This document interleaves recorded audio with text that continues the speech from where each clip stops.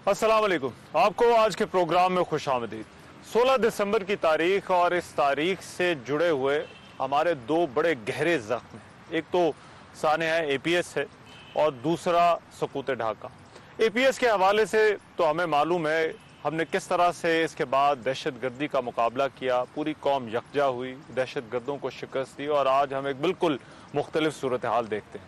लेकिन जो पाकिस्तान टूटा इस तारीख को, उस हवाले से बहुत सारे सवालात ऐसे हैं जिनके जवाब हम अभी भी ढूंढ रहे हैं। हम देखते हैं 16 दिसंबर को अक्सर बात होती है कि इस बात पर बहस शुरू हो जाती है कि आखिर उस दिन क्या हुआ था, पाकिस्तान के टूटने की वजूहात जो है वो क्या थी। लेकिन दो इश्यूज जो हैं वो बड़े अहम हैं जो इस सानिया 71 से जो है वो जुड़े हुए हैं। उनमें से एक तो सबसे पहला इशू जो है वो बिहारी कम्युनिटी का है और उनकी शनाख्त का। ये वो लोग थे जिन्होंने उस वक्त फैसला किया कि इन्होंने पाकिस्तान का साथ देना है और पाकिस्तान का साथ देने की इन्होंने बहुत बड़ी कीमत चुकाई और वो कीमत एक तरह से ये अभी भी चुका रहे हैं, बांग्लादेश में भी और जो लोग पाकिस्तान के अंदर भी हैं। इनकी शनाख्त और इनका जो स्टेटस है वो एक ऐसा हल तलब मामला है जिस पर जो है वो अभी भी बात होती है। इन लोगों ने 2 दफा जो है वो हिजरत की है, पाकिस्तान के लिए कुर्बानियां दी हैं, बेशुमार कुर्बानियां दी हैं। ये लोग जो है वो इनके मामलात आखिर हल तलब क्यों हैं और इनको शनाख्त जो है वो किस तरह से दी जा सकती है, इनकी ओनरशिप किस तरह से हो सकती है, एक तो ये इशू है। दूसरा मामला जो है वो इस जंग से जुड़े बयानियों का है। हमने बहुत सारे जो है वो सियासी बयानिए देखे हैं, लेकिन इस जंग में जो लोग मौजूद थे, जो इस जंग में लोग लड़े हैं, जिन्होंने ये जंग अपनी आंखों से देखी है, उनका बयानिया इस जंग के हवाले से क्या है। सियासी बयाने तो हमने बहुत सुने हैं, लेकिन उनका बयानिया क्या है, ये भी एक अहम मामला है जिस पर बात कम होती है। यहाँ पर वो लोग मौजूद हैं जो इन दोनों मामलात के साथ जो वो जुड़े हुए हैं। ये बिहारी कम्युनिटी से भी जो है वो इनका ताल्लुक है। दूसरा ये वो लोग हैं जिन्होंने पाकिस्तान के खातिर जो है वो 1971 की जंग भी लड़ी है। ये जंग इन्होंने खुद जो है वो लड़ी है और ये उस जंग में भी मौजूद थे। तो आज ये प्रोग्राम के अंदर हम इन दोनों हवालों से बात करने के लिए ये लोग हमारे साथ मौजूद होंगे और इनसे हम बात करेंगे। ये बड़ा खुसूसी प्रोग्राम है, ये लोग बड़े ख़ास तौर पर आज प्रोग्राम के लिए जो है वो यहाँ पर हमारे साथ जो है वो मौजूद हैं ताकि ये बात कर सकें और मुझे और आपको ये बता सकें कि आखिर इनका मामला जो है वो क्या है, इनकी शनाख्त का मामला और फिर साथ ही साथ 71 की जंग के हवाले से इनका बयानिया जो है वो क्या है। इस जंग में जो लोग खुद मौजूद थे वो लोग भी मेरे साथ मौजूद हैं, जो उनके कुछ के जो है वो लवाहिकीन जो है वो आज के प्रोग्राम में जो है वो हमारे साथ जो है वो मौजूद होंगे। हम इन तमाम लोगों के साथ बात करेंगे, ये लोग मेरे साथ मौजूद हैं।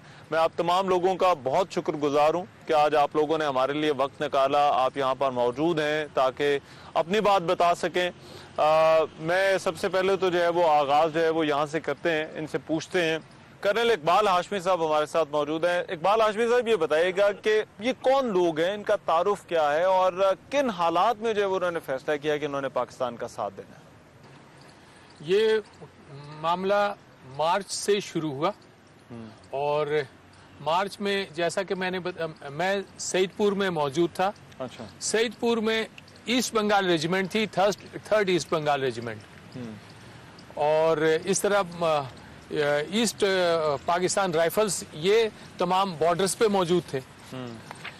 जब मुजीब ने डिक्लेयर किया कि आज से कोई पैसा वेस्ट पाकिस्तान नहीं जाएगा, कॉलेजेस स्कूल बंद, उनकी हुकूमत डी फैक्टो शुरू हो गया, तो 23 मार्च 1971 को उन्होंने डिक्लेयर किया, बांग्लादेश वालों ने, कि हम 23 मार्च 71 को बांग्लादेश का झंडा लहराएंगे, ना कि पाकिस्तान का झंडा लहराएंगे। तो 23 मार्च 71 को जो उर्दू स्पीकिंग कम्युनिटी थी, सईदपुर, पार्वतीपुर, मीरपुर, मोहम्मदपुर और इस तरह संताहर, खुलना, ये सब उर्दू स्पीकिंग कम्युनिटी ने पाकिस्तान का झंडा लहराया। अच्छा। 23 मार्च को, और बांग्लादेश वालों ने, उन्होंने बांग्लादेश का झंडा लहराया।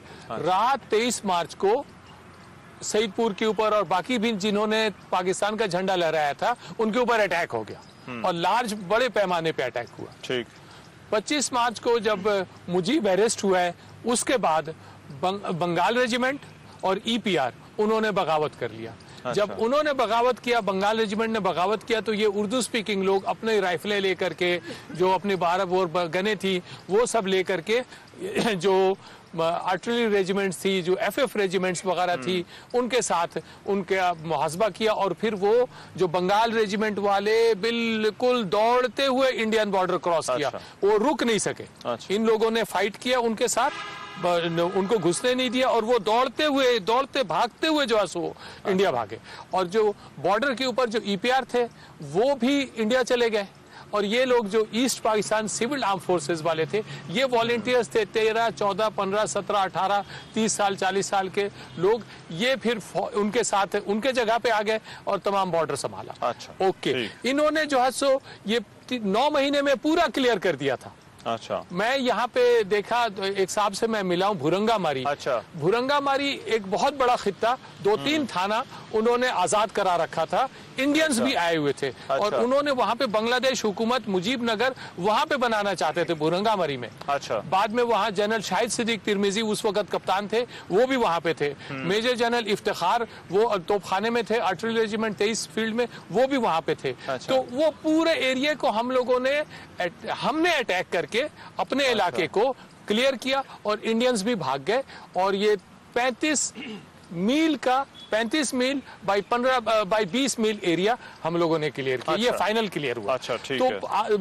अप्रैल के एंड तक सब क्लियर कर लिया था, तो मार्च से लेकर के उसके बाद 9 महीना जंग लड़ते रहे। लेकिन ये मैं सिर्फ बता दूं कि जो नॉर्दर्न एरिया था, जिसमें डिस्ट्रिक्ट बोगरा, रंगपुर, दिनाजपुर, पबना, राजशाही, वो यहाँ तो किसी ने कहीं पर फॉल ही नहीं हुआ था। हर जगह पे लड़ाई हो रही थी। तो ये जो तमाम के तमाम लड़ाई लोग हैं, ये east Pakistan civil armed forces के लोग हैं। ये वो लोग थे जो उस वक्त जो है वो पाकिस्तान के साथ खड़े हुए और पाकिस्तान के लिए जो है वो लड़े। और इनमें और आपने कहा कि फर्क वो था जिन्होंने 23 मार्च को जो है वो वहां पर पाकिस्तान का झंडा लहराया, और इस वजह से ये जो है वो बाकी जो लोग वहां पर थे उनसे मुख्तलिफ। यस। अच्छा, मैं उस वक्त मुजाहिद कंपनी कमांडर था। ठीक। दिलशेर अंसारी साहब हैं, मुझे आप बताइए, ये इतने लोग मैं यहाँ पर जो है वो देख रहा हूँ, और ये वो लोग हैं जो पाकिस्तान के लिए खड़े हुए, ये कहाँ, किस तरह से आप लोगों तक पहुंचा, किस तरह से जो है वो? मुझे याद है कि जब 25 मार्च रात 12 बजे तमाम बंगाल रेजिमेंट अपने अपने कंटोनमेंट से अपने साथियों को गोली मार करके ये इंडिया फरार हो गए। अच्छा। उस कंटोनमेंट के अंदर जो फौजी थे उसमें बिहारी भी थे, पंजाबी भी थे, पठान भी थे, बलोची भी थे, सभी लोग थे। वो उनको इसलिए मारा कि ये सब उर्दू स्पीकिंग है। जब लोग चले गए मार करके, फिर इन लोगों ने कत्ल आम हम पे शुरू कर दिया। भागते हुए इन्होंने हम लोगों को जो वार करना शुरू कर दिया। तो ये अब जहाँ पे नफरी ज्यादा थी वहाँ पे हम लोगों ने मुकाबला किया, जहाँ पे नफरी थोड़ी थी, जो गांव देहात में रहते थे वो बेचारे मारे गए। जैसे इन्होंने बताया कि संताहार में तो एक बंदा भी नहीं बचा। 25,000 की नफरी थी वहाँ पे। अच्छा। 25,000 उर्दू बोलने वाले थे, एक भी नहीं बचा। उन्होंने हम लोग के लिए पीने का पानी को जो कनेक्शन काट दिया। अच्छा। इनको पानी सप्लाई नहीं दी जाएगी। कोई डेटा जो है वो मौजूद है कि जो लोग बिहारी जो यहाँ पर आबाद हैं, जो वहाँ से आए हैं, वो कितनी तादाद है? नहीं, तादाद तो सर हम नहीं बता सकते। तादाद जो है कैबिनेट डिवीजन बताएगा। अच्छा। लेकिन मैंने इनको ये बताया कि हम मुख्तलिफ जगह पे बिखरे हुए हैं। पिंडी, गुजरखान, गुजरांवाला, शेखुपुरा, कराची, फैसलाबाद, ये वो, अब आप तलाश करें। अच्छा। उन्होंने कहा कोई बात नहीं है। तो मैंने देखा, चूंकि मेरी 1-2 मीटिंग भी हुई है, तो उन्होंने कहा कि हम जरूर तलाश करेंगे। अच्छा। ये सारी मेहनतें उनकी, उन दोनों। ठीक है। तो इस तरह से जो है वो सबको जो है वो ढूंढा गया। अब मैं चाहता हूँ जरा जो पीछे लोग बैठे हैं उनसे भी इस हवाले से बात हो जाए। अलाउद्दीन साहब, यहाँ पर जितने भी लोग मौजूद हैं उनमें से हमने ज्यादातर लोगों से जो बात की, हर कोई ज्यादातर जो है वो जंगी कैदी भी रहे हैं। तो वहाँ पर जो कैद में हालात थे, जो लोग पाकिस्तान के लिए लड़े और उसके बाद वहाँ पर कैद हो गए ये इस फोर्स के, उनके क्या हालात थे? सर, जब हम लोगों को कुमिल्ला में कैद किया गया, यानी हम लोग के साथ उस टाइम भी धोखा हुआ हम लोगों के साथ। उन्होंने बोला सीज फायर हो गया। तो आपको रखा किस जगह पर गया था कैद में? Cadet college Chittagong. अच्छा। वहाँ से हम लोगों को जो जहाज पानी जहाज में लोड किया गया, पानी जहाज में 3 दिन में इन्होंने कलकत्ता पहुँचाया। अच्छा। कलकत्ता से फिर ट्रेन में लोड किया। अच्छा। ट्रेन में लोड करके रात में जो है ना 3 दिन के बाद वहाँ पहुँचा। यानी ट्रेन में एक डब्बे में 300 बंदा, सांस लेने का जगह नहीं था, वॉशरूम में जाके हम सांस लेते। वहाँ जब पहुँचाया गया 12 बज रहा था रात। हाँ। 12 बजे रात में रोटी और दाल मिला। अच्छा। तो रोटी में कांच मिक्स था, दाल में चूना मिक्स था। हम लोगों ने भूख हड़ताल कर दी फिर। अच्छा। फिर जनरल अरोड़ा तक के खबर चला गया ये। जनरल अरोड़ा साहब आए। हाँ। 1400 की नफरी थी हमारे कैंप में। तो 1400 आदमी खाना नहीं खाएगा, खाना पका कर लेकर आते थे, पता नहीं क्या डाला क्या नहीं डाला उसमें। तो हम लोग को खाना खाना भूख हड़ताल शुरू कर दिया। तो अरोड़ा साहब आए तो उन्होंने बोला हाँ भाई क्या मसला है। हम लोगों ने कहा कि भाई ये मसला है कि हम लोग के साथ वो रोटी ले आके दिखाया, दाल भी दिया, इसको लेबोरेटरी में चेक कराया। अरोड़ा साहब ने कहा कि भाई ये आम कैदी नहीं है। अच्छा। जो तुम समझ रहे हो, ये जंगी कैदी है। अपने लोगों को बहुत नालत मलामत देना शुरू किया। अच्छा। बोला अगर 3 दिन हम ये रुक जाते तो हम सिलेंडर कर देते। अच्छा, ये बात उन्होंने खुद वहाँ पर जो की। अरोड़ा ने कहा अगर 3 दिन रुक जाते तो मैं सिलेंडर हो जाता है। अच्छा। ये आम कैदी नहीं है, तुम जो इनके साथ ये सलूक कर रहे हो। ठीक। तो हम लोगों से तो आप कितनी देर वहाँ पर कैद में रहे? 26 महीने। अच्छा, 26 महीने। ठीक, बिल्कुल सही। मैं अब चाहता हूँ जरा आगे जरा दें, उधर जो है वो बात कर लें। जी अस्सलाम वालेकुम जी। वालेकुम सलाम। कैद की ये कहानी आप ये बता रहे हैं, आप सब लोगों ने भी जो है वो यही देखा है वहाँ पर? कितने आप अरसा वहाँ पर रहे और कब फिर पाकिस्तान आए? सर हम तकरीबन वहाँ 2 साल का अरसा गुजारा है। वो 2 साल आपने किस तरह से गुजारे और फिर पाकिस्तान कैसे आए? सर 2 साल तो बहुत ही हालात वहाँ के खराब थे। ऑटो में कांच मिला के दिया जाता था, चाय में चूना मिलाते थे। जब हम लोग कंप्लेन देते थे तो उसके बाद भी ये सुनते नहीं थे। अच्छा। खाने में बहुत मुश्किलात पैदा किया हुआ था, हमारे नमाज रोजे में भी बहुत मुश्किलात था।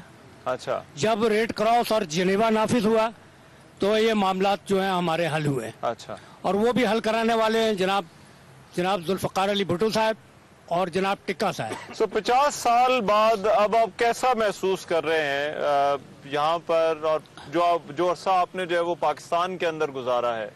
सर महसूस क्या करेंगे, मैं बूढ़ा हो गया हूँ, बच्चे सब जवान हो गए।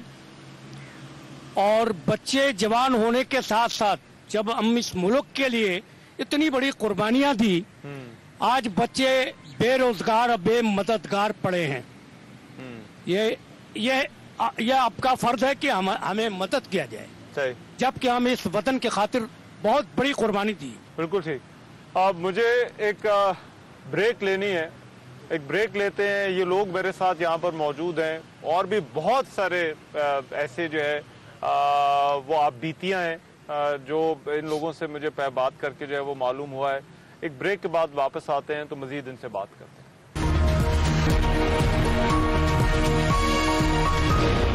प्रोग्राम में एक मरतबा फिर से खुशामदीद। 71 के हालात व वाक़यात क्या थे जो बयानी है, उसके मुकाबले में एक बयानिया उन लोगों का है, उन लोगों की गवाही है जिन्होंने हालात खुद अपनी आंखों से देखे हैं। वो मेरे साथ इस वक्त मौजूद हैं और ख़ास तौर पर इनका ताल्लुक जो है वो बिहारी कम्युनिटी से है। हयात साहब हमारे साथ मौजूद हैं।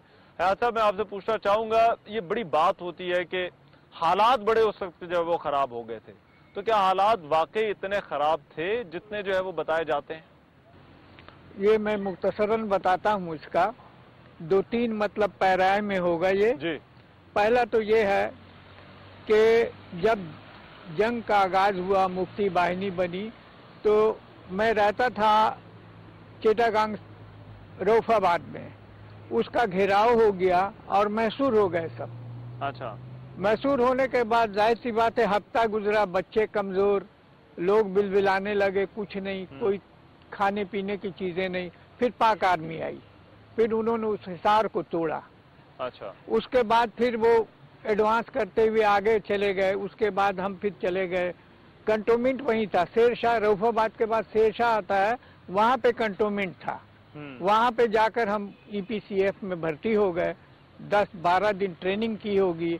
उसके बाद हम फिर क्या नाम है अखौड़ा आ गए। अच्छा। अखौड़ा आ गए। अखौड़ा के बाद जो है फिर हम भैरव गए, भैरव से फिर सिलहट गए, सिलहट तक मैं मतलब गया हूँ इस तरह। उसके बाद फिर वापसी हुई और फिर मैं आ गया वहाँ अखौड़ा। अच्छा। अब अखौड़ा में ये था कि उस वक्त यानी ये 9 महीने का अरसा समझ ले पूरा हो रहा है और बिल्कुल अमन अमान, ट्रेनें चल पड़ी थी, गाड़ियां चल पड़ी थी, सारा कुछ ठीक हो गया था। किस महीने की आप बात बता रहे हैं? ये एंड में, मार्च टू दिसंबर। हाँ, मार्च से जो दिसंबर, हाँ, रमजान का महीना पहले था वाला, ये मुझे याद है। अच्छा। कि उसके बाद जो है ना पूरा अमन अमान हो गया था। उसके बाद फिर ये हुआ कि अमन अमान कहाँ होता है बर्दाश्त, दुश्मनों को कभी बर्दाश्त नहीं होता है। हाँ। ये कहते हैं ना कि जी मुक्ति बाहिनी ने आजाद करा लिया, ये वो ये सब बातें बिल्कुल फरसूदा बेवकूफाना है। अच्छा। क्योंकि देखा तो नहीं ना लोगों ने, देखा तो हमने है। उसके बाद ये हुआ कि जो अय्यार मक्कार दुश्मन है भारत, हाँ। उसको कहाँ बर्दाश्त होता है कि ये अमन अमान हो जाए और यहाँ पे पूरा जो है ना सिलसिला चल पड़े। उसके बाद ठीक रमजान का महीना था गालबन, तो अच्छा। वो उन्होंने हमला कर दिया, मतलब हिंदुस्तान के बर्री, फिजाई और बहरी तीनों ने अटैक किया। ठीक। उसके बाद कुछ रिलीफ दिया गया था पाकिस्तान की तरफ से कि जी जो लोग वापस चले गए हैं वो मुक्ति बाहिनी वापस आ जाएं, आम माफी का ऐलान हुआ था। उसके इसमें कुछ है, कुछ हिंदुस्तान ने मतलब हमला किया। अब आपको बता, ये दूसरा फेज। अच्छा। पहला तो मैंने वो बताया कैसे हुआ, दूसरा ये कि क्या हुआ, तीसरा ये कि हम कैद हो गए। ठीक। जब हम कैद हुए तो मतलब है कि मेरा कैंप था क्या 58 नंबर कैंप बरेली।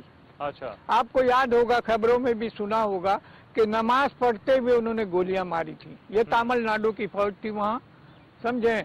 उन्होंने गोलियां चलाई निहत्ते, मतलब नमाज पढ़ने वाले लोगों पे, कि जी ये भाग रहे थे, हम गोली मारेंगे इनको। बहुत मतलब वहाँ फिर वो क्या नाम है, रेड क्रॉस आई। उसके अच्छा। बाद फिर जो है ना वो सारा कुछ देखा।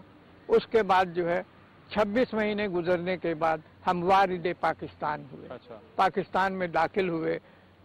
सुभान अल्लाह, अल्हम्दुलिल्लाह, इन्होंने मतलब बड़ा अच्छा जो है पाक फौज ने इस्तकबाल किया। अच्छा। और फिर हम मुख्तलिफ कैंपों तो में आज चले 50 गए। साल बाद आप कैसा महसूस करते हैं जब इस जंग के हवाले से, मैंने जैसे कहा बहुत सारे सियासी बयानिए भी जो है वो हैं और एक आप लोगों का बयानिया है जी, तो ये जो आप बता रहे हैं ये उस बयानिए से बिल्कुल मुख्तलिफ है जो एक सियासी बयानिया है। बेशक।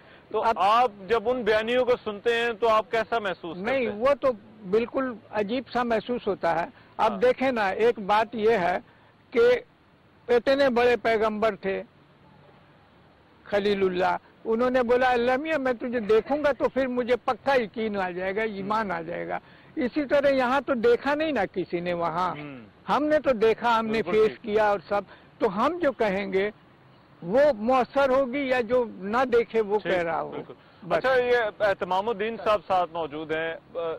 बहुत सारे लोग ऐसे थे जिनका कुछ पता नहीं चला जंग के बाद कि वो कहाँ पर गए। मैं आपसे पहले जो है वो बात हो रही थी, कुछ आपके साथ भी ऐसा ही मामला हुआ था, बताइए क्या हुआ था और फिर आप लापता से पते वाले कैसे बने? जब मैं फौज में था तो मेरे वालिदैन को कुछ नहीं पता था कि एहतमाम जिंदा है या मर गया, कहाँ है। काफी अरसा हो गया फौज में जाने के बाद, कोई राब्ता नहीं था अपने वालिदैन से। अच्छा, तो आपके घर वालों से आपका कोई राब्ता नहीं बाद में हुआ के दौरान? जी, जिस दिन जब सिलेंडर हुआ तो उन्होंने कहा कि भाई इंडिया हमने कैद हो गया हम। मैंने कहा अपने कहाँ पर आपको कैद? ढाका कैंटोनमेंट। अच्छा, Dhaka cantonment, Azimpur cantonment. Azimpur cantonment PF CF का हेडक्वार्टर वो। अच्छा। उन्होंने कहा कि हम इंडिया, हमें कैद हो गया, इंडिया जाना हमने। मैंने कहा सर मैं इंडिया के हाथ में कैद नहीं हो गया, मेरे अपने जज्बात थे। मैं इंडिया के हाथ में कैद नहीं हो, मैं अपने आप को गोली मार लूंगा या बाहर जा कोई मार देगा, ये अलग बात है। मैं इंडिया कैद नहीं हूँगा। मैं वहाँ से निकला, मेरा 2-3 साथी थे हमारे पास। मैं अजीमपुर कब्रिस्तान के गेट दीवार के साथ साथ क्रोलिंग करते करते हम लोग छुप के गए बाहर। एक बंदे को जीप वाले को पकड़ा, उसको बोला चलो आप हम लोग को मीरपुर ले चलो। उसको डराया धमकाया, वो बंगाली था, नहीं मान रहा था। हमने उसको डराया धमकाया, वो हम लोग को लेके गया। इतने दिनों बाद जब मैं अपने घर पे गया, मेरे वालिदैन आदम जी में कैद थे, मैं मीरपुर मोहम्मदपुर में था। उनका अब तक मुझे कोई पता नहीं था। हमारा एक साथी ये भी आदम जी के हैं ये। अच्छा। फिर जब अपने बहन के मीरपुर गया तो वहाँ दरवाज़ा नॉक किया तो कोई दरवाज़ा डर से नहीं खोला गया, पता नहीं कोई बंगाली है, इंडियन आर्मी है। तो उन्होंने एक सुराख से देखा। मैंने कहा मैं एहतमाम हूँ, एहतमाम। जब मैं बोला एहतमाम तो उन्होंने दरवाज़ा खोला। मेरे दादी, मेरी फूफी, मेरी अम्मा वगैरह आदम जिम्मे थी। उन्होंने मुझे अपने सीने से लगा लिया और कहने लगी हम लोग तो समय एहतमाम दुनिया में नहीं है। पर बहुत फतेह गम से हम भी रोने लगे, सारे घर वाले रोने लगे। उनको पता था कि शायद ये शहीद हो गया है, उनका पता नहीं है। फिर सर आदम जी में ये भी इनको पता है, इंडियन फौज दरिया के उस पार सीतालखा नदी के पार थे। तो एक हाट लगता है उधर से वो फायरिंग कर रहे थे, सब रॉकेट फायर कर रहे थे। इतने बेतहाशा रॉकेट फायर किया उन्होंने, इस इलाके को बिल्कुल मिलिया मेट हमने कर देना है। हम लोग काफी मुकाबला किया, कुछ लोग थे जो सिपाही बचे हुए थे, मुकाबला किया इस पार से उस पार, वो करते बहुत सारे ऐसे लोग भी होंगे जो गुमनाम हो गए। जी जी, बहुत से सर, बहुत से मेरे साथी गुमनाम है। बाद में उनका पता मैं आज मुलाकात इनसे 40 साल के बाद मुलाकात हुई है। मेरा दोस्त है। 40 साल बाद आप दोनों एक दूसरे जी, 40 साल। ये मियाँ वाली में आज इनसे मुलाकात हुई हमारी। जरा माइक दीजिएगा जी उन्हें, जरा उनसे भी बात करें। तो फिर जनाब लोगों ने कहा कि अब तो हम लोग जान नहीं बचनी है, क्या करना है। हमारे एक मास्टर साहब, इदरीस मास्टर साहब थे। उन्होंने कहा कि हम भाई सीज फायर के लिए उनको बोलते हैं, इधर से कोई झंडा वगैरह। मेरी बहन अभी दुनिया में नहीं है। मेरी बहन अपना दुपट्टा सफेद निकाल के दी, फिर एक बांस के लड़के मुगार के फिर हम लोगों ने ऐसे ही किया दरिया के पार। फिर इंडियन फौज दरिया क्रॉस करके आई, अंदर आके सारा उन्होंने सर्च वर्च की हम लोग। आप इन्हें 40 साल बाद मिले हैं? सर में भी मैं 45 साल हो गए। 45 साल। जी, हम एक ही जगह रहते थे। जहाँ हमारी जो उर्दू स्पीकिंग कम्युनिटी थी, इनकी तादाद थे तकरीबन सर 25,000। अच्छा। तो जिस वक्त ये सरेंडर हुए, हमें एक कैंप में रखा गया। वहाँ बजरिया कश्ती के जरिए हमें फरीदपुर लाया गया, वहाँ से हमें इंडिया लाया गया। हमें पीछे मुड़कर देखने की कोई पता नहीं लगा मैं सर क्या हुआ। फिर हम वहाँ से 4 दिन मुसलसल हमने ट्रेन पे सफर किया, बरास्ता कलकत्ता ग्वालियर आए। तो ये था सर उनका 16 सिख रेजिमेंटल सेंटर था। ये हमने अपने एक जज्बा था हमारा, यंग थे। अच्छा। मैं अंडर एज था जब फौज में भर्ती हुआ। और मैं इस कलमे को गवाह बना कर कहता हूँ, ला इलाहा इल्लल्लाह मोहम्मद रसूलुल्लाह। मुझे नहीं पता था कि फौज में तनख्वाह मिलता है। अच्छा। मगर उस वक्त ये आप लोगों के लिए ये फैसला करना था कि आपने पाकिस्तान के साथ खड़ा होना है या आपने वो जिन लोगों ने उस वक्त बगावत की उनके साथ खड़ा होना है। आपने क्यों फैसला किया कि मैं पाकिस्तान के साथ खड़ा हूँ? सर मेरे वालिदैन 1947 में माइग्रेट करके मशरकी पाकिस्तान आए। और जिस वक्त मैं फौज में जा रहा था, मैं उस वक्त मैट्रिक में था, मैं अंडर एज था सर। तो मेरे वालिद ने ये अल्फाज कहा था कि अगर मेरी जरूरत पड़े तो मैं भी जाने को तैयार हूँ। मैंने आपको बताया कि मेरे जैसे सैकड़ों लोग हैं जिनको ये नहीं पता था कि फौज में तनख्वाह मिलता है। अच्छा। एक अंधा जज्बा था हमारा पाकिस्तान के लिए। आपका कहना है कि आपके लिए फैसला करना मुश्किल नहीं था, आपको पता था कि आपने किसके साथ। देख लें आप हमारे साथ के ये साथी, इनके एज देखें सर। कि हम सारे अंडर एज थे। अब अल्हम्दुलिल्लाह मैं इस वक्त 69 में हूँ। तो हमारा वो जज्बा वो उस दिन वही था, आज भी वही है। और अल्हम्दुलिल्लाह आप ये कह रहे हैं कि हम गुमनाम हो गए सर। 1974 के बाद 73 में हम आए, एंड पे 74 में आए सर मार्च में। उसके बाद हम गुमनाम हो गए कि काफी सारी हमने कोशिश की। उसके बाद हमारे लोग कई कोई किधर चले गए सर। ये अल्हम्दुलिल्लाह मैं शुक्र अदा करूंगा इस वक्त मौजूदा जो हमारे साथ सब कुछ हो रहा है। बहुत बड़ी बात है, नाकाबिले यकीन बात है ये। हमें आज भी यकीन नहीं आ रहा, आज हमारे सारे दुख दूर हो गए सर। ठीक।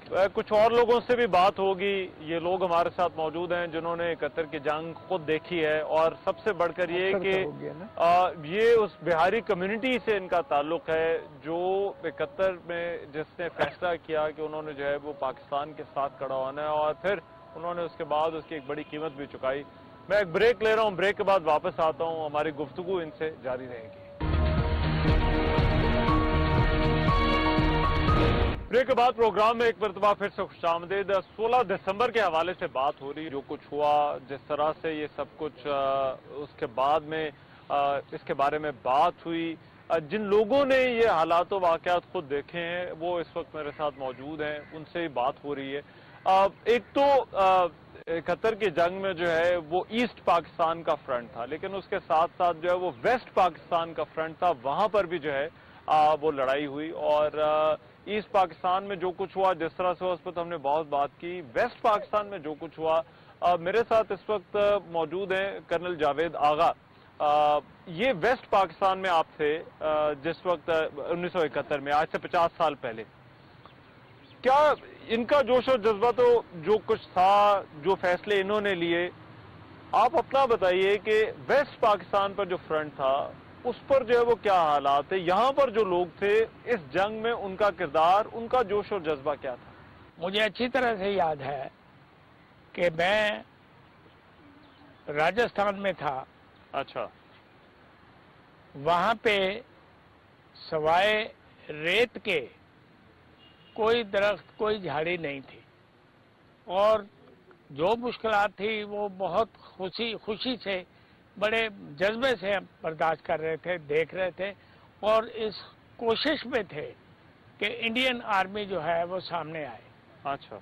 इंडियन अपनी तरफ से पूरी कोशिश कर रहे थे कि वो आते थे, हमला करते थे, और हमारी बड़ी फौज, हमारी इन्फेंट्री और तोपखाना पूरी बहादुरी के साथ मुकाबले पे थे, और उनको बॉर्डर क्रॉस करने की जरूरत नहीं हुई।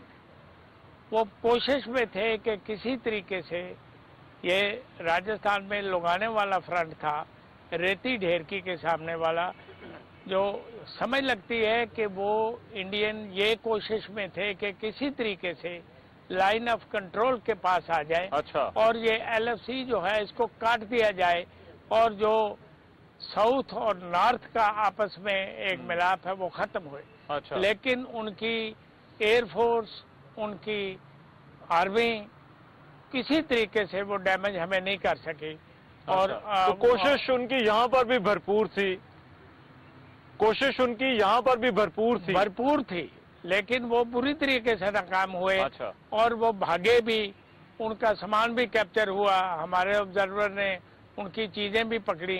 अच्छा। और उसके साथ साथ उनकी जब एयर कवर होती थी, जब जहाज आते थे, तो हमारे जहाज जो थे वो भी F-104 जब भी चक्कर लगाता था, नारा तकबीर और अल्लाह अकबर के नारे होते अच्छा। थे, और कभी भी वो डैमेज नहीं कर सके थे। ठीक। और बड़ी जवामर्दी से, बहादुरी से मुकाबला होता था। अच्छा। और मैं ये भी कहना चाहूंगा कि उससे पहले, जब हम लड़ाई लड़ने से पहले डेजर्ट में थे, उस वक्त हमें कोई लोकल की सपोर्ट नहीं थी। अच्छा। लेकिन जिस वक्त लड़ाई शुरू हुई, ये सिंधी गरीब लोग, सिंधी बानू, ये अच्छा। टोकरियों में दुआएं रखी होती थी, पानी अच्छा। रखा हुआ था, और ये हमारी मदद के लिए खड़े हो जाते थे, जीपों को रोकते थे। अच्छा। लोगों को रोकते थे, फौजियों को रोकते थे। अच्छा। कि ये ले जाएं, ये ले जाएं। ठीक। और वो जज्बा जो है वो खत्म नहीं हुआ। बिल्कुल सही, बिल्कुल सही। और बहुत था। हाजी नसीरुद्दीन साहब हमारे साथ मौजूद हैं। नसीरुद्दीन साहब, ये बताइएगा कि वो क्या हालात वाकयात थे कि जिन हालात में बिहारी कम्युनिटी ने फैसला किया, वो रह रही थी, जाहिर बात है हालात जो है वो देख रही थी। तो 71 के वाकयात इस बिहारी कम्युनिटी ने अपनी आंखों से किस तरह से जो है वो देखे? जो आपको मेरे दोस्तों ने 1971 की बात, वाकयात वहाँ की बताई उन्होंने। हाँ। मगर ये बात नहीं बताया कि इसका जो बुनियादी, जिन्होंने हमें नफरत की निगाह से बंगालियों ने देखा, उसका नाम इन्होंने नहीं लिया, जिसका नाम था शेख मुजीबुर रहमान, जिन्होंने मशरिकी पाकिस्तान में, जब यहाँ पर वो कैद था, यहाँ से कैद होने के बाद यहाँ से रिहा होकर जब गया, उसके बाद ढाका पलटन मैदान के अंदर में अच्छा। उसने तकरीर की। जो तकरीर थी, उस तकरीर के बारे में मैं आपको वो बयान ना कर सकूं। वो तकरीर में यही बात थी, वो नफरत का ऐसा बीज उसने ने डाल दिया था कि हम उनके साथ रहते थे। 1947 से लेकर 1971 तक हमारे साथ थे वो। उसके बाद उन्होंने ऐसा नफरत डाला, नफरत डालने के बाद हम उनसे दूर होते चले गए। मगर आपका ये कहना है कि लोगों में वहाँ पर ये नफरत जो थी इसके बीज बोए गए। बीज बोए गए। अच्छा, हम उनके साथ रह रहे थे। पता तो 1947 सब लोग जो है वो साथ रहते थे। 1947 से लेकर 1971 तक उनके साथ थे हम। ऐसी बयानियां थी उनकी। अच्छा। और ऐसे नफरत का बीज डाल दिया था जिसकी वजह से हालात में जो हालात है इतने खराब हो गए, उसके बाद हमारे नफरत हो गई। मैं एक ब्रेक ले रहा हूँ, ब्रेक के बाद वापस आता हूँ, हमारी गुफ्तगू इनसे जारी रहेगी। ब्रेक के बाद प्रोग्राम में एक मरतबा फिर से खुशामदीद। बात हो रही है सन 71 के हवाले से और यहाँ पर मेरे साथ जो इस जंग के वेटरन्स हैं वो भी मौजूद हैं, जो लोग इस कम्युनिटी से उनकी जो अगली नस्ल है वो भी मौजूद है। दोनों से बात हो रही है कि उस वक्त क्या हालात वाक़यात और ख़ास तौर पर जो है वो बिहारी कम्युनिटी के जो है वो मसाइल क्या है। शकील साहब, क्या जो अब ये अगली नस्ल है, अगली पीढ़ी है जो कि यहाँ पर है, ये लोग तो जो है वो इन्होंने खुद हालात देखे, क्या इशू शनाख्त का जो इशू है जो खास तौर पर वही बुनियादी इशू है या उसके अलावा भी आपको लगता है और भी मामलात हैं, इशूज हैं जिनको इस वक्त देखने की जरूरत है? शनाख्त का इशू तो और इलाकों में होगा, जिधर हम तो पंजाब में रहते हैं अटक में, तो वहाँ पर और बाकी जगहों में मेरा ख्याल है शनाख्त का इतना इशू नहीं है। अच्छा। मगर सिंध में बहुत ज्यादा इशू है। अच्छा। ये एक तो क्लियर हो, जो कि होना चाहिए, उनका बुनियादी हक है। एक इलाके में इंसान रह रहा है और उसकी शनाख्ती कोई ना हो। तो बिहारी कम्युनिटी जो है वो इस वक्त यहाँ पर तो मौजूद है, लेकिन इसके अलावा और भी बहुत, मैं देखने वालों के लिए जरा चाहता हूँ जरा सूरत हाल जरा वाज़ेह हो कि और भी जगह पर बड़ी तादाद में बड़े इलाके मौजूद हैं जहाँ पर बिहारी कम्युनिटी। सर, जिस तरह लाहौर में बहुत बड़ी तादाद में, फैसलाबाद में बहुत बड़ी तादाद में, हैदराबाद में, मैं अटक से बिलोंग करता हूँ, 80 क्वार्टर वहाँ पर बिहार कॉलोनी के नाम से आबाद किया गया। इसी तरह ये मुस्लिम टाउन रावलपिंडी में बहुत बड़ी तादाद में है। गुजरावाला में जो है 4 ब्लॉक हैं बिहारी कॉलोनी के। इसका सबसे बड़ा इशू सर जो हम लोगों का है ना, हमें अभी तक 74 में ये मकान दिया गया था और अभी तक इसकी रजिस्टर्ड नहीं हुई है इस मकान। अच्छा। रजिस्ट्री हमें नहीं मिली, ना हम इसको बेच सकते, ना हम इसको खरीद सकते, ना हम इसको दे सकते हैं। तो ये वो मकान है जो आप लोगों को अलॉट हुए जब आप पाकिस्तान आए? जी जी जी, ठीक है। और उसके बाद मगर इसकी रजिस्ट्री जो है वो नहीं हो सकती। इसकी रजिस्ट्री तो नागुज़ीर हुई हुई है। हम मस्जिद भी बनाना चाहें तो भी हमें जो है ना इशू उठ जाता है। अच्छा जी, हालांकि वो जगह जो है सरकारी तौर पे अलॉट हुआ हुआ है, मगर हम उसकी जो है ना उसको हम अपने नाम पे नहीं करा सकते। अच्छा। ये सबसे बड़ा इशू है। तो बेच नहीं सकते, ले नहीं सकते। फिर उसके बाद बेरोजगारी की तरफ आप आए सर, क्योंकि हम तो जिस घराने से ताल्लुक रखते हैं, इंतहाई गरीब घराने से, मुतवस्सित भी नहीं कह सकते हैं, हम तो गरीब लोग हैं। तो वहाँ पर पढ़े लिखे लोग हैं, जिस तरह मेरे घराने में मेरे 4 भाई हैं, ग्रेजुएशन उन्होंने किया, मैंने खुद भी ग्रेजुएशन किया। अच्छा। कुछ ने मास्टर्स 2 किए में, पर जो है नौकरी नहीं है पाकिस्तान में। हमारे लिए तो कुछ भी नहीं, इन्होंने कोटा ही को ही नहीं दिया। तो इसकी अगर जो है ना थोड़ी सी पजीराई इसकी तरफ जो है वो देखना चाहिए।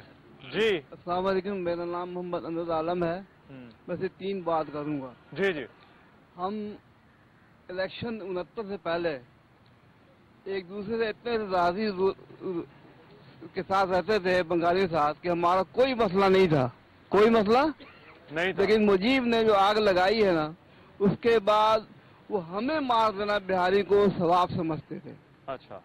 उनकी नजर में कुत्ते बिल्ले की अहमियत थी, बिहारियों की, पाकिस्तानियों की कोई ये कदर कीमत नहीं थी। वो चाहते हैं इनको मार के फेंको, सवाब हो गई, है ना। रही हमारी फौज की, इतनी बहादुर फौज है, इतनी बहादुर फौज है कि चीटागांव कंटोनमेंट में, है ना, ये एक बटालियन थी, उनको 1.5 लाख लोगों ने घेर के रखा था। EBR, EPR, पुलिस सब ने, ये वो फौज है जिसने उनका घेरा तोड़ के अपने आप को बाहर निकाला था बाकी शहरों में कब्जा करने के लिए। अच्छा। हम जब यहाँ आए पाकिस्तान में 74 में, यकीन मानो इतना प्यार मोहब्बत दिया अवाम ने। अच्छा। कि उनका ये एहसान है हमारे ऊपर, उनका ये हमारे पे एहसान है। लेकिन जो चीज हुकूमत को हमारे साथ करनी चाहिए थी, वो हुकूमत ने आज तक नहीं किया। अच्छा। मैं जब पाकिस्तान आया था तो मेरे जिस्म पे खाकी वर्दी थी। अच्छा। खाकी वर्दी थी, और उन्होंने एक रेंजर के मेहमान थे हम, उन्होंने हमें एक ये सफेद जोड़ा दिया था, एक सफेद जोड़ा दिया था, और 2 महीने तनख्वाह दे करके हमें कैबिनेट मिल के हवाले किया था। उसके बाद दोबारा किसी ने हमें पूछा ही नहीं है। सही। 1975 में हमारे फौजी पैसा जब दिया गया, उसमें एक कॉलम है। अच्छा। उस शख्स को मकान दिया जाएगा जो 2000 रुपया कटाएगा। आज ये 50 साल हो गए, ना मुझे मकान मिला ना मुझे कोई घर मिला। ठीक, ये हमारा एक छोटा सा ठीक है, ये भी जरा पेश कीजिए। यहाँ तो 3 आदमी है। 1975 में आप लोगों से जो है वो ये वादा किया गया। वादा नहीं जी, पैसे लिए गए। अच्छा, पैसे भी हमारे बकायदात से पैसे लिए गए। ठीक, ये कैबिनेट डिवीजन का सारा है ये काम। मैं बहुत शुक्रगुजार हूँ आप तमाम लोगों का, जो सब लोग यहाँ पर आए हैं, जो अगली जनरेशन के भी लोग हैं यहाँ पर, और ख़ास तौर पर वो लोग जिन्होंने खुद हालात वाक़यात कतर के अपने तौर पर देखे, क्योंकि उनका यहाँ पर होना बड़ा ज़रूरी था। उनकी गवाही जो है वो शायद आप लोगों की जो गवाही है वो सबसे बड़ी गवाही है उन हालात वाक़यात की जो हालात वाक़यात कतर के हैं। बुनियादी मसला बिहारी कम्युनिटी का इनकी ओनरशिप का है। हमें इनकी ओनरशिप लेनी पड़ेगी, क्योंकि इन्होंने पाकिस्तान की ओनरशिप ली है। इन्होंने पाकिस्तान की ओनरशिप एक मरतबा नहीं ली, इन्होंने पाकिस्तान की ओनरशिप 2 मरतबा 1940 में और फिर 1971 में। तो क्या जो इन्होंने जिस तरह से पाकिस्तान को अपनाया है, पाकिस्तान के लिए कुर्बानियां दी हैं, पाकिस्तान के लिए जंगें लड़ी हैं, पाकिस्तान के लिए कैदें काटी हैं, पाकिस्तान के लिए अपना घर बार छोड़कर ये फिर से जो है वो यहाँ पर जो है वो आए हैं, तो क्या हम इनके लिए इतना नहीं कर सकते, हम इनको अपना सकें, इनकी ओनरशिप ले सकें, इनके ये जो इंतज़ामी मसाइल हैं, जो इनकी शनाख्त है वो हल कर सकें। क्या हम नहीं देख सकते कि अफगान मुहाजिरीन है, या बर्मी है, या बंगाल से जो दूसरे लोग आए हैं, और ये जो हालात वाक़यात उन्होंने बताए हैं, क्या इसके बाद भी कोई गुंजाइश है कि हम ये फ़र्क ना कर सकें कि उन मुहाजिरीन में और इन मुहाजिरीन के अंदर जो है वो क्या फ़र्क है? ये सोचना चाहिए हमें। और इसी नोट पर आज का प्रोग्राम जो है वो ख़त्म करते हैं कि कोशिश करनी चाहिए, और कुछ नहीं तो इनके कम से कम छोटे छोटे जो इनके मसाइल हैं उनको हल करने की तरफ, सही तरफ जो है वो आ सके। मेज़बान रहमान नज़र को इजाज़त दीजिए, अल्लाह ने के बाद।